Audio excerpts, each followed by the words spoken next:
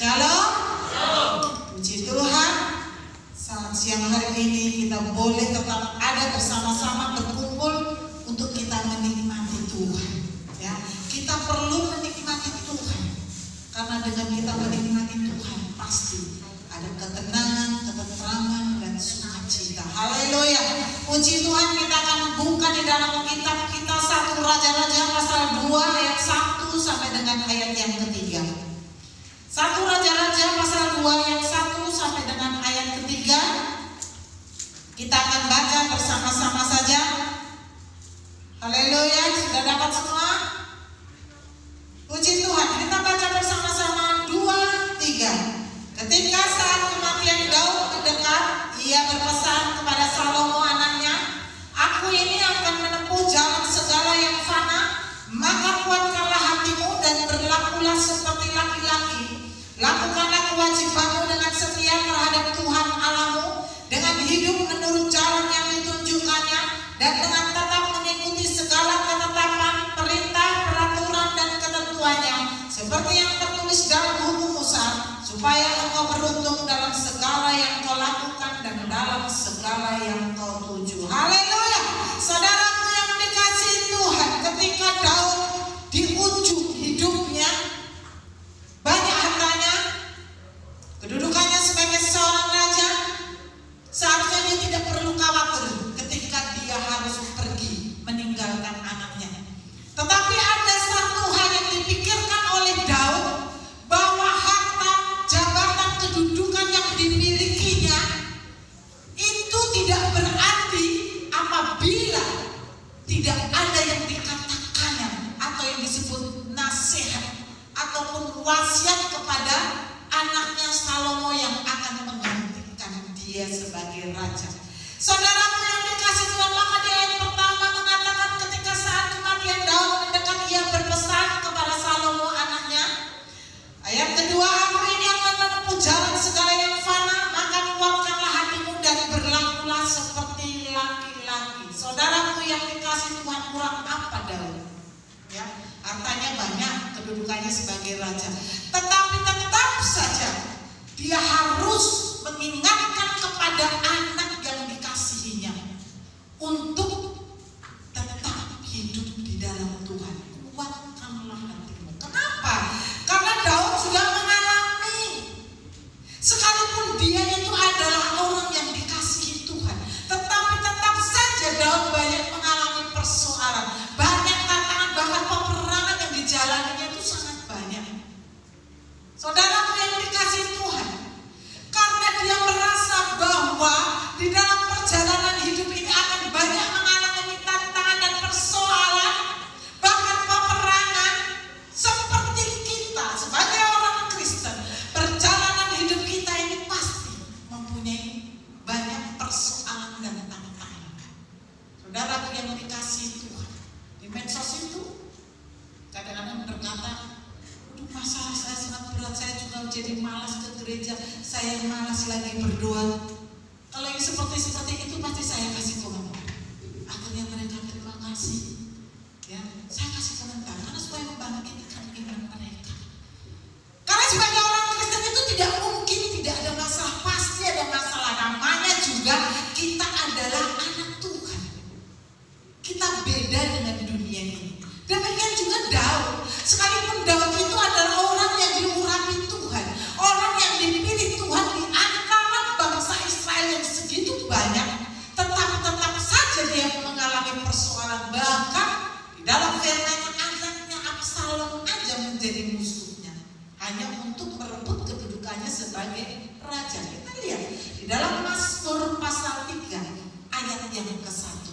Mazmur Daud ketika ia lari dari Absalom anaknya. "Ya Tuhan, betapa banyaknya lawanku, banyak orang yang bangkit menyerang aku." Haleluya. Absalom itu anaknya loh. Itu saja menjadi lawan daripada bapaknya, yaitu Daud. Apatah lagi orang-orang di sekitarnya ada kecemburuan, ya, mungkin keturunannya Saul, ya, sehingga apa? Senantiasa mereka berusaha untuk mengejar Daud, bahkan mengincar nyawanya. Maka dikatakan begitu banyak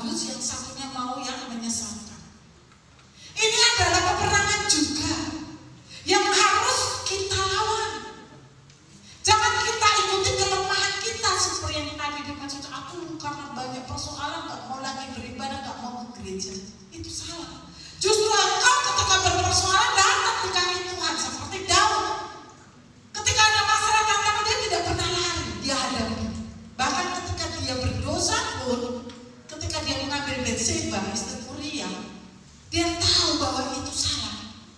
Dia minta ampun. Dia menangis.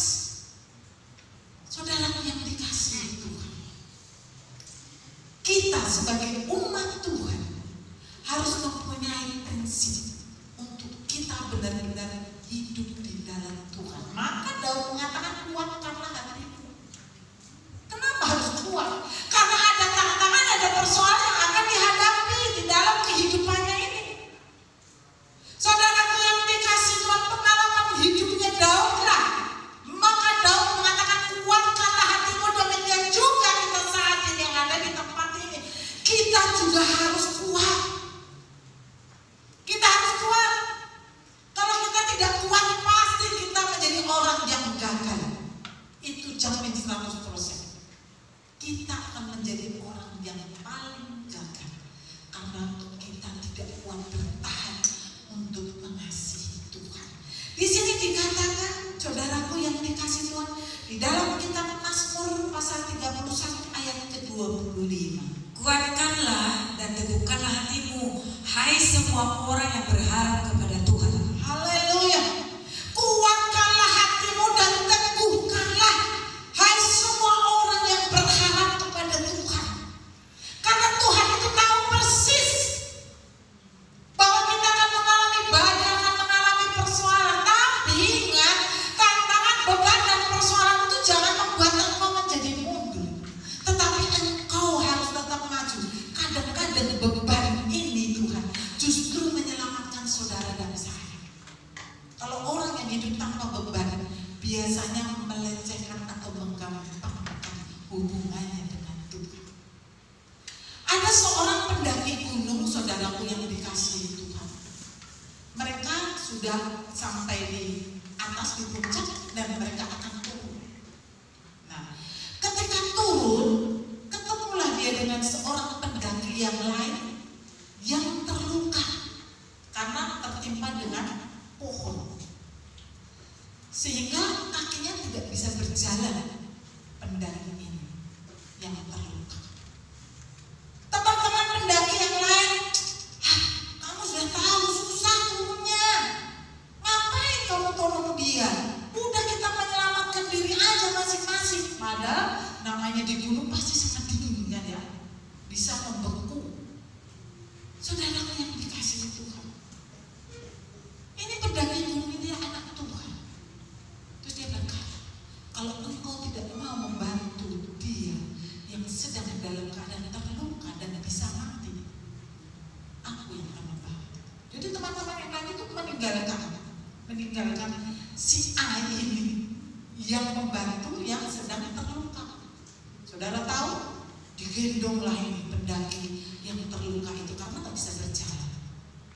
Menuruni gunung susah, membawa diri aja susah kan, apatah lagi ini membawa beban. Tetapi dia pelan-pelan dia berjalan sambil dia gendong ini beban yang sangat berat ini. Teman-temannya udah jalan duluan. Saudara yang dikasihi Tuhan, ketika sampai di bawah, ini pendaki gunung yang menggendong beban ini tadi itu sampai di bawah, tapi teman-temannya belum kelihatan. Terus dia bertanya, kenapa teman-temanku belum nyampe ya? Padahal dia kan duluan. Saya pelan, karena apa? Saya ada beban. Ternyata saudaraku yang dikasihi Tuhan, sehari kemudian kebenaran kabar, teman-temannya yang duluan yang meninggalkan dia itu justru mereka mati semua. Kenapa? Karena dinginnya sangat ekstrem, sehingga mereka yang merasa dirinya mampu untuk berjalan sendiri itu merasa akhirnya apa? Dinginnya itu sampai membuat mereka tidak mampu bergerak. Kalau istilah kedokterannya apa ya? Insomnia apa-apalah, saya kurang paham ya. Sehingga mereka mati. No, kenapa ini yang punya beban ini tidak mati? Karena apa? Ketika dia menggendong beban ini, berarti kan dia panas, ya kan? Berkeringat dia, dan yang beban ini nempel, artinya kedua tubuhnya menyatu. Ini menimbulkan panas.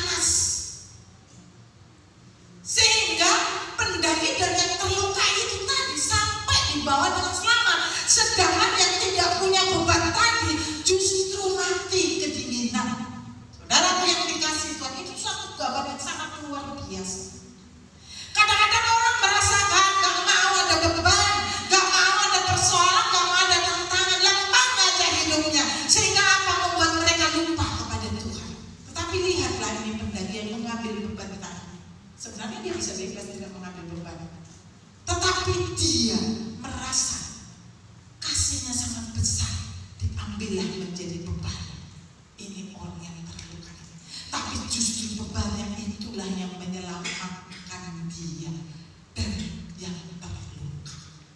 Demikian juga beban yang kita alami ini, sekalipun berat, ini seringkali justru membuat kita untuk datang kepada Tuhan, membuat kita berserah kepada Tuhan, membuat kita menangis di kaki Tuhan. Kalau lempeng-lempeng saja, saya rasa banyak orang yang tidak mencari Tuhan. Kenapa kadang-kadang kursi kosong di dalam gereja? Karena mereka merasa mereka mampu mengatasi persoalannya sendiri.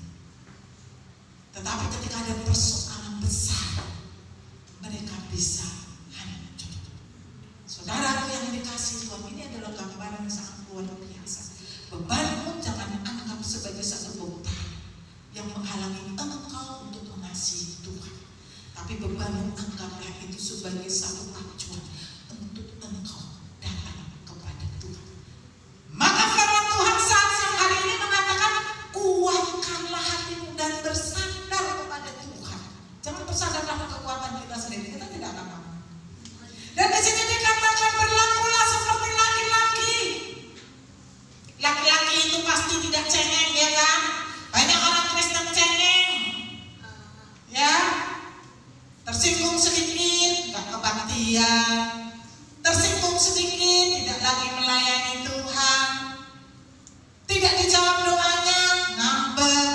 Banyak orang Kristen yang seperti itu. Kok aku gak diberkati Tuhan? Ngapain ke gereja kalau aku gak diberkati? Lah, kita kan gak tahu waktu Tuhan untuk memberkati saudara dan saya. Itu kan waktu Tuhan. Jadi kita harus sabar dong menunggu dengan tetap tinggal setia mengasihi Tuhan. Jangan cengeng. Tuhan gak mau kita cengeng. Tuhan itu menggambarkan saudara dan saya untuk menjadi manusia yang dewasa di dalam Tuhan. Bukan anak kecil dan bayi lagi kita. Kita harus siap dulu dengan makanan-makanan yang keras. Artinya apa? Dengan persoalan-persoalan yang harus kita hadapi, kita harus siap. Maka kita harus bertindak seperti laki-laki. Walaupun kita perempuan, bukan berarti kita jadi laki-laki, tetapi sikap praktek hidup kita tidak boleh cengeng walaupun kita perempuan. Yang kedua, laki-laki itu mempunyai sikap, ya, dan keputusan, berani mengambil sikap dan keputusan. Harus sekali bertuhan, tetap bertuhan. Apapun yang terjadi, itu namanya komitmen. Komitmen harus ada di dalam diri setiap kita orang Kristen. Orang-orang yang hanya datang, tidak, itu orang yang tidak punya komitmen. Sedangkan Tuhan mau kita menjadi orang yang mempunyai sikap dan keputusan untuk mengasihi Tuhan. Karena itu semua akan diperhitungkan oleh Tuhan.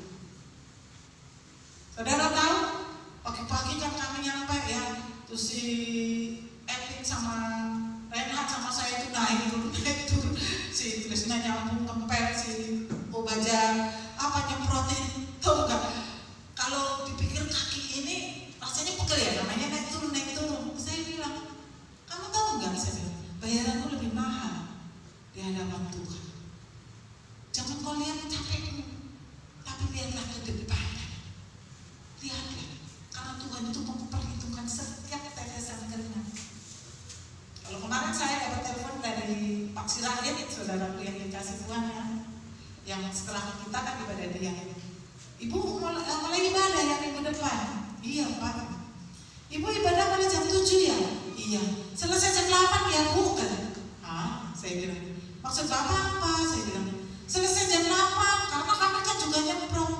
Bapak yang ibadah jam berapa? Saya bilang, jam 10. Kan ada waktu Bapak jam 9 sampai jam 10 untuk menyemprot. Saya bilang, kalau saya disuruh ibadah sampai jam 8 ya mana mungkin bisa Pak? Saya bilang, saya kan juga pagi-pagi harus membereskan, membersihkan, nyemprot semua.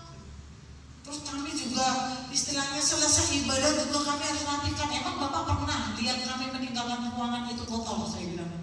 Diam nih.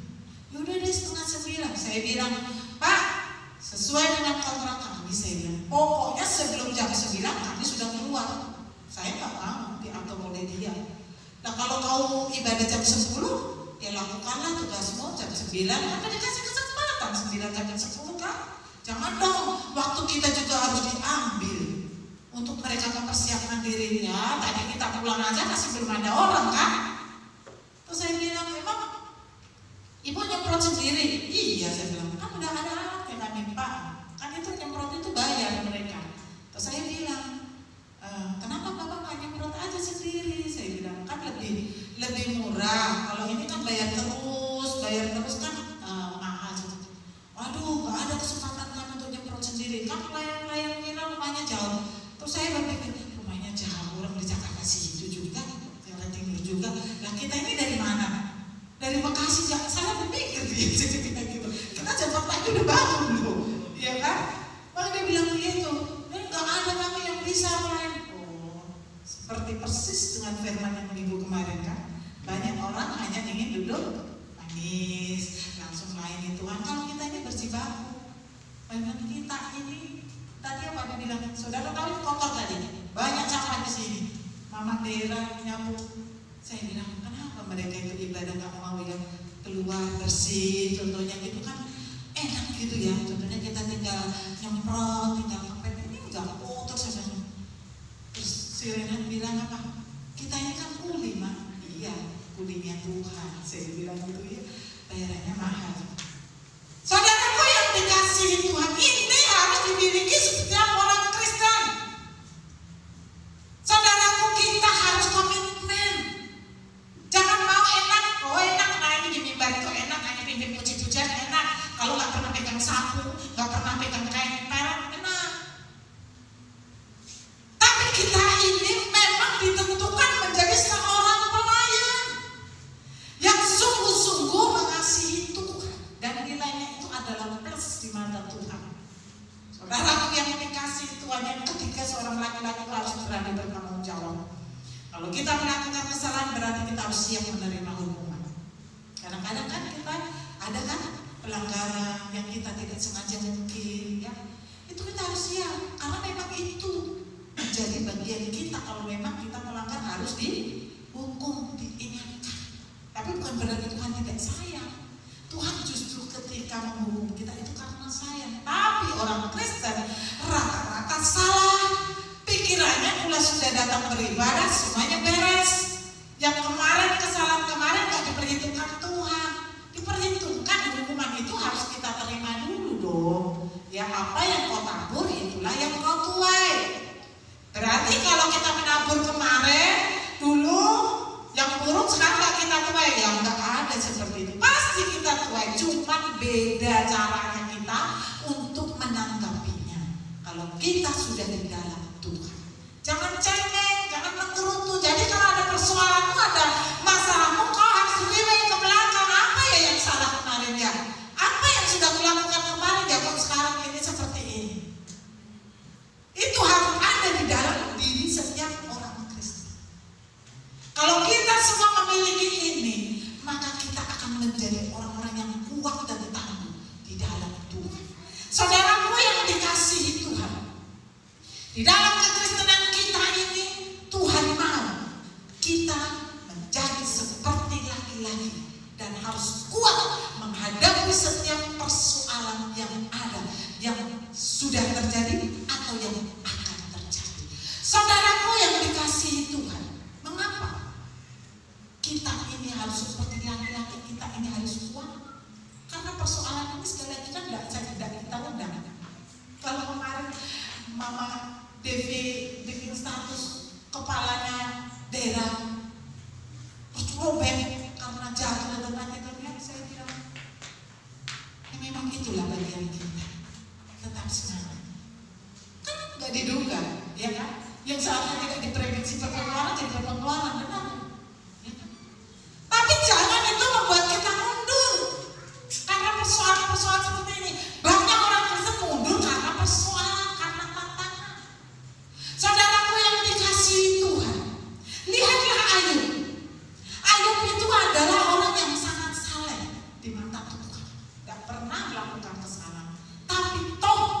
dia juga mengalami persoalan, dan persoalan itu sangat berat loh.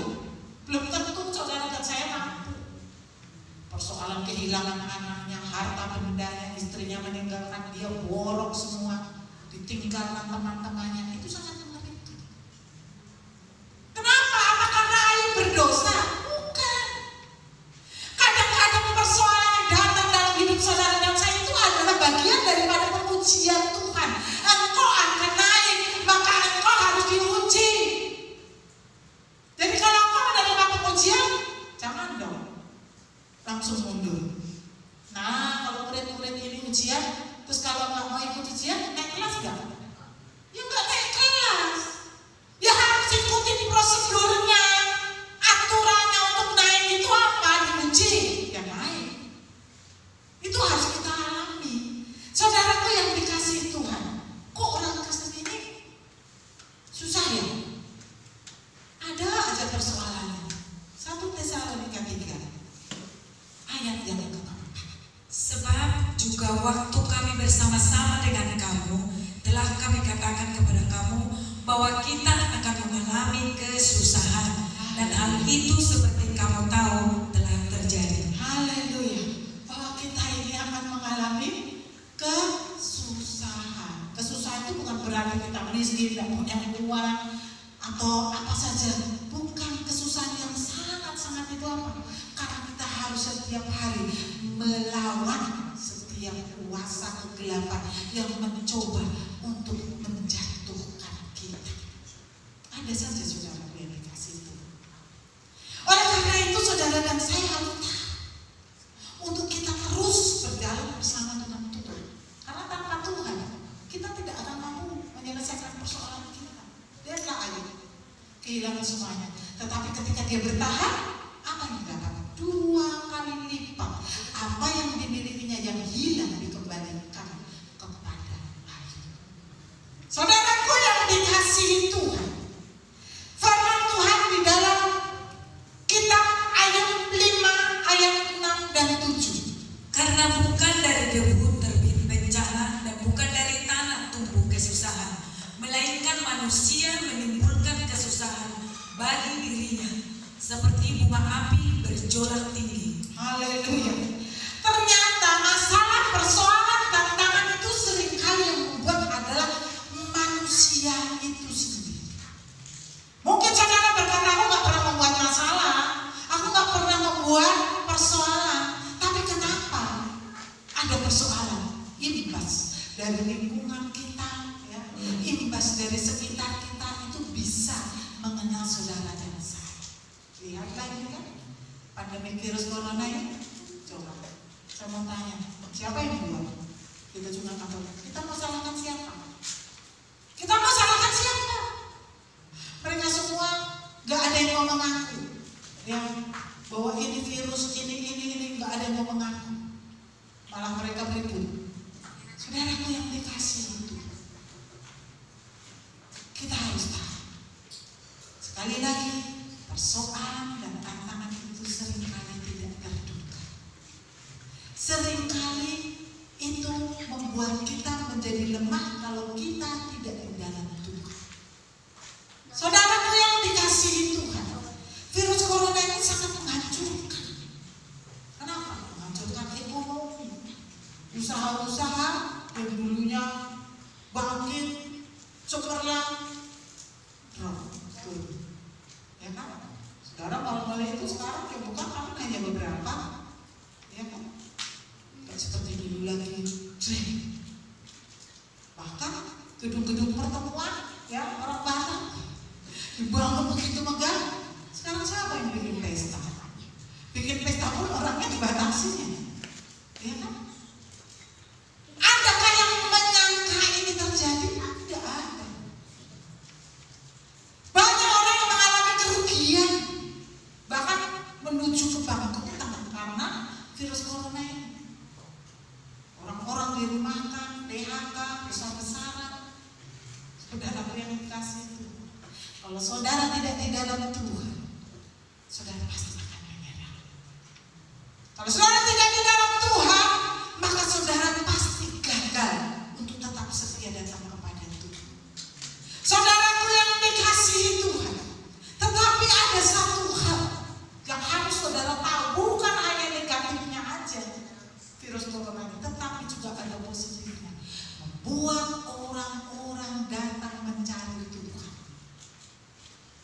Di luar negeri itu selama ini mana peduli mereka dengan Tuhan.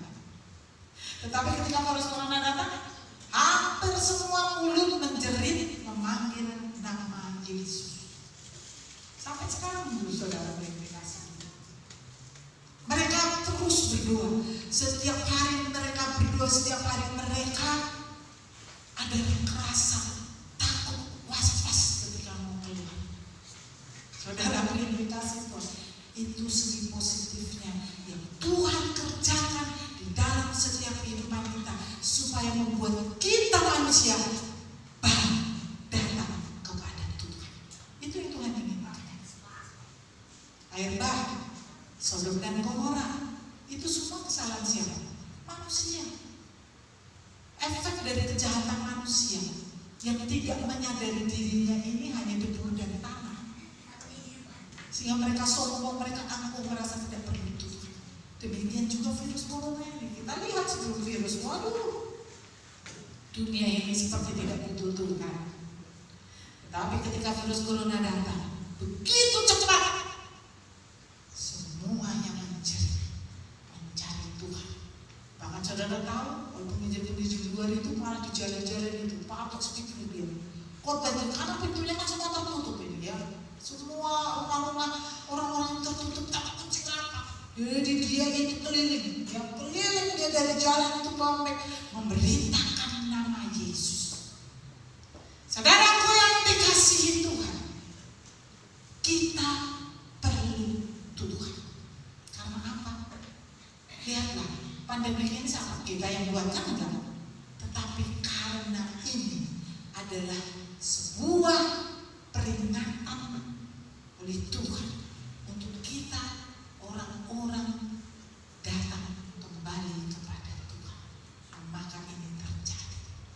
Sampai saat ini DKI itu masih termasuk tinggi, saudara yang dikasihi Tuhan ya. Tapi kita tetap berdoa. Ada tangan Tuhan yang siap terus melindungi saudara dan saya. Sehingga saudara dan saya tidak perlu takut. Kuncinya kasih Tuhan dengan segenap hati. Saudaraku yang dikasihi Tuhan, di ayat ketiga mengatakan, lakukanlah kewajibanmu dengan setia terhadap Tuhan Allahmu. Lakukanlah kewajibanmu.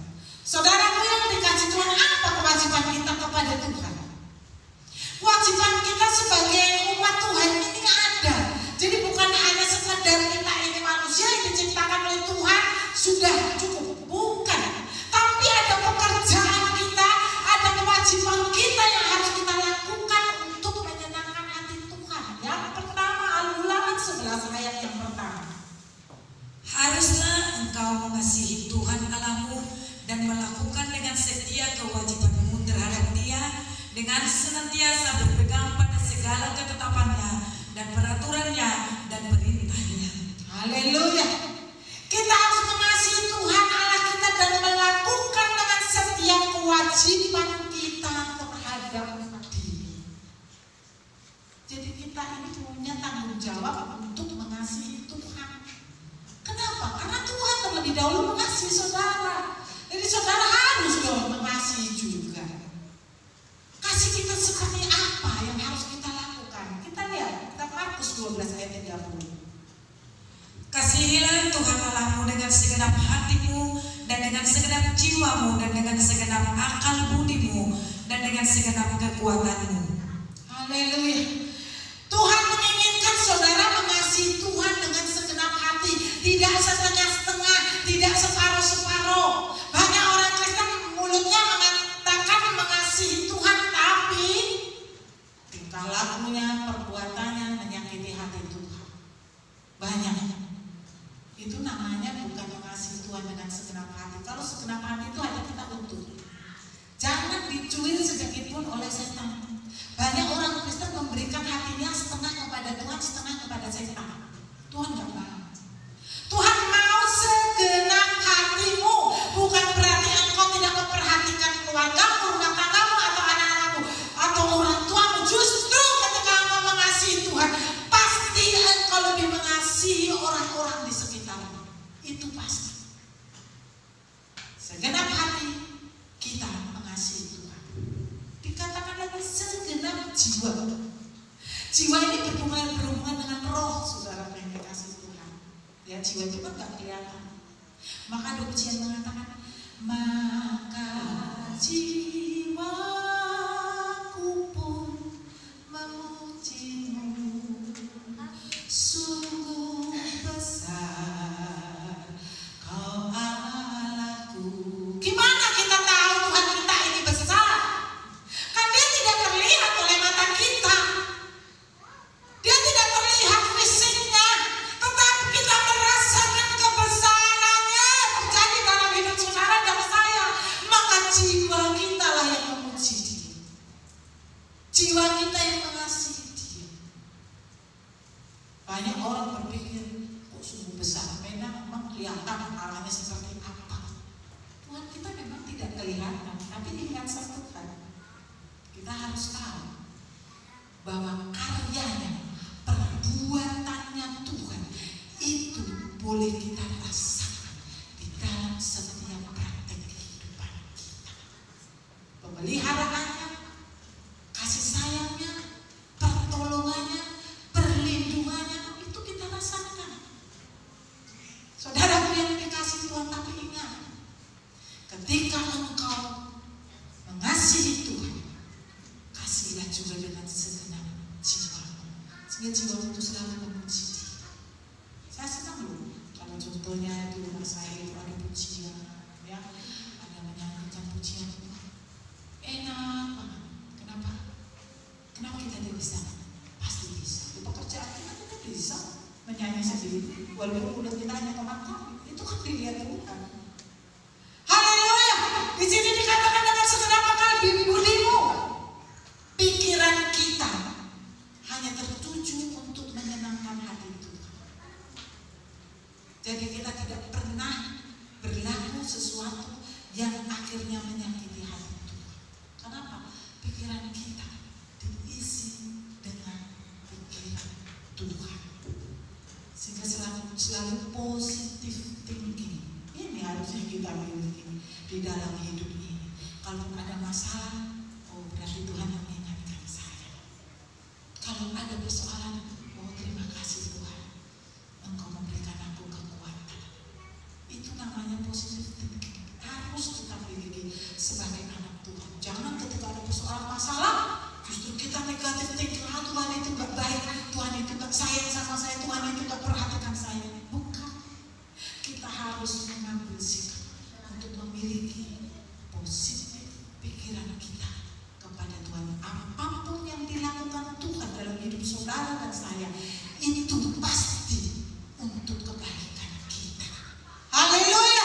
Di sini dikatakan Tuhan dengan segenap kekuatanmu.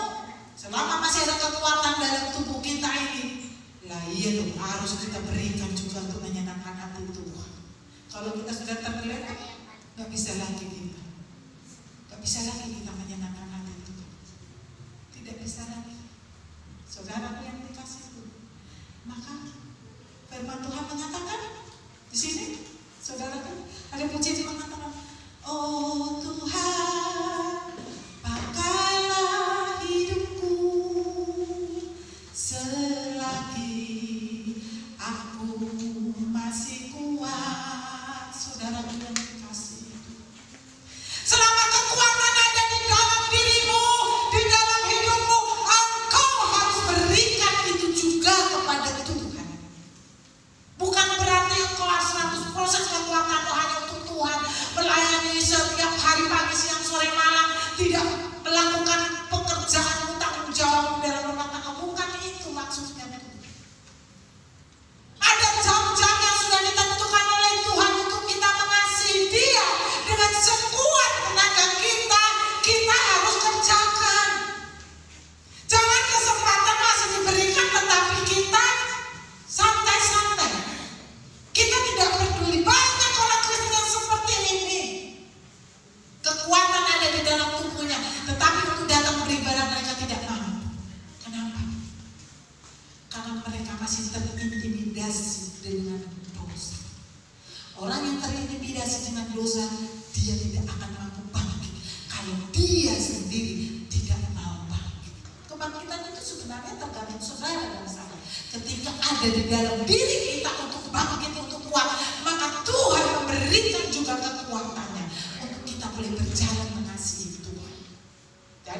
orang bilang, Tuhan bangkitkan saya, tetapi kita tetap aja malas tidak beribadah. Tuhan berkati saya, tetapi kita tetap malas tidak beribadah. Gimana mau bangkit hidup saudara? Kalau engkau sudah mengatakan, Tuhan berkati dan tolong saya bangkit, maju kasihin Tuhan, supaya kebangkitan itu terrealisasi di dalam hidupmu, terpraktek dalam hidupmu. Contohnya, aku sebenarnya pengen ke gereja, tapi malas. Nah, kalau kita gak kalahkan kemalasan kita, mana pernah kita sampai ke gereja. Harus kita kalahkan dong. Ketika kita merasa malas, langsung bangkit dari tempat tidur kita, langsung mandi, Anda katakan, injak kemalasan dalam nama Yesus, berangkat ke gereja. Itu yang dimaui oleh Tuhan dalam hidup saudara dan saya. Saudaraku yang dikasihi Tuhan, ibadah itu sangat penting. Kekuatan saudara dan saya ini sangat penting untuk menyenangkan hati Tuhan. Saudara, kewajiban kita yang kedua adalah di dalam kitab Ulangan pasal 6 ayat 13. Engkau harus takut akan Tuhan Allahmu, kepada Dia haruslah engkau beribadah, dan demi namanya haruslah engkau bersumpah. Haleluya. Ternyata ibadah itu juga adalah kewajiban. Jangan dianggap bahwa ibadah itu sebagai rutinitas orang Kristen, salah. Tapi ibadah itu kewajiban, di mana ketika engkau beribadah ada satu proses yang dibangun dalam hidup saudara, memperbarui hidup kita, memperbarui ekonomi kita, memperbarui masa depan kita. Dengan kita beribadah, maka ibadah itu sangat penting. Kenapa? Karena di dalam ibadah itu saudara dan saya diproses menjadi manusia yang baru, manusia yang cinta akan Tuhan. Saudara yang dikasih Tuhan, tapi ingat, ini perlu diperhatikan sebagai orang Kristen. Ibadah sangat penting, tapi ingat ketika engkau beribadah, jangan keraskan hatimu. Kita lihat di dalam kitab Ibrani pasal 4 ayat 7b. Pada hari ini, jika kamu mendengar suaranya, janganlah keraskan hatimu. Haleluya. Karena ternyata banyak orang datang beribadah tapi keras hatinya, makanya tidak ada perubahan dalam hidupnya. Mereka mendengarkan firman Tuhan, hanya dengar tapi tidak dipraktekkan. Itu adalah orang-orang yang keras hatinya. Ketika mereka datang beribadah, mereka tidak fokus kepada kebenaran firman Tuhan, pikirannya melayang kemana-mana. Mana ada perubahan dalam hidup? Tidak akan pernah ada.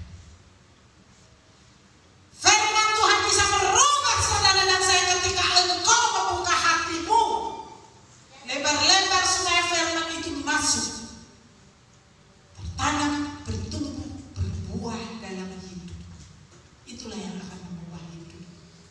Saudaraku yang dikasihi Tuhan, maka firman Tuhan dikatakan di sini bahwa ibadah itu juga perlu latihan. Ayatnya kita buka 1 Timotius 4 ayat 7 dan 8. Tetapi jauhilah tahayul dan dongeng nenek-nenek tua. Latihlah dirimu beribadah. Latihan badan itu terbatas gunanya, tetapi ibadah itu berguna dalam segala hal, karena mengandung janji baik untuk hidup ini maupun untuk hidup yang akan datang. Haleluya. Latihlah dirimu beribadah, karena ternyata beribadah itu gak gampang. Buktinya banyak orang yang tidak mau datang beribadah. Buktinya banyak orang yang tidak mampu setia datang beribadah. Maka itu perlu dilatih dalam diri kita untuk setia beribadah. Saudara ingin menjadi pemenang, saudara harus latihan. Lihatlah atletik, ya, para atletik itu terus petinju, pasti mereka latihan setiap hari. Pernahkah mereka malas untuk latihan? Enggak bisa. Kalau mereka malas, ya mereka tidak akan pernah jadi juara. Petinju itu sekalipun capek seperti apapun latihannya, tetap harus latihan. Supaya apa? Cita-citanya menjadi juara itu boleh diraih. Demikian juga kita di dalam Tuhan. Apa cita-cita di dalam Tuhan? Hidup dirubah oleh Tuhan, hidup diperbaharui oleh Tuhan, hidup diangkat oleh Tuhan. Mari beribadahlah, latihlah dirimu untuk beribadah. Setia mengasihi Tuhan. Jangan ikutin orang yang tidak mau beribadah. Ikuti kata hatimu yang menyenangkan hati Tuhan, supaya engkau boleh tetap setia beribadah. menjadi terbatas gunanya. Tetapi ibadah itu berguna dalam segala hal. Ingat, ibadah itu berguna dalam segala hal. Bahkan di sini dikatakan karena mengandung janji baik untuk hidup ini maupun untuk hidup yang akan datang. Jadi kedatangan saudara beribadah di tempat ini ada janji Tuhan yang akan diberikan pada hari ini, pada hidup ini, pada saat ini, pada sekarang ini, bahkan untuk ke depan. Ada masa depan. Jadi saudara jangan berpikir bahwa ibadah ini hanya setok tampak kepada Tuhan. Bukan. Ada nilai plus yang ditulis oleh Tuhan dalam kehidupan saudara, supaya saudara menikmati apa yang menjadi janji Tuhan. Di kewajiban kita yang ketiga adalah Pengkhotbah 12 ayat 13.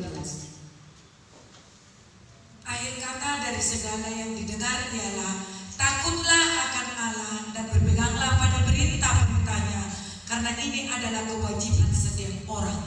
Haleluya.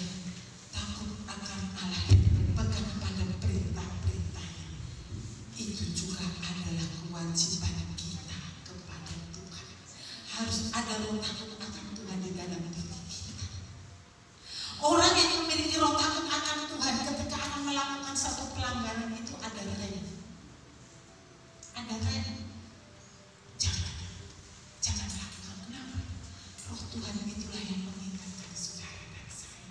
Roh Tuhan itu berbicara nggak langsung, tetapi hati kita ketika mau melakukan itu ada suara, pasti ada suara itu.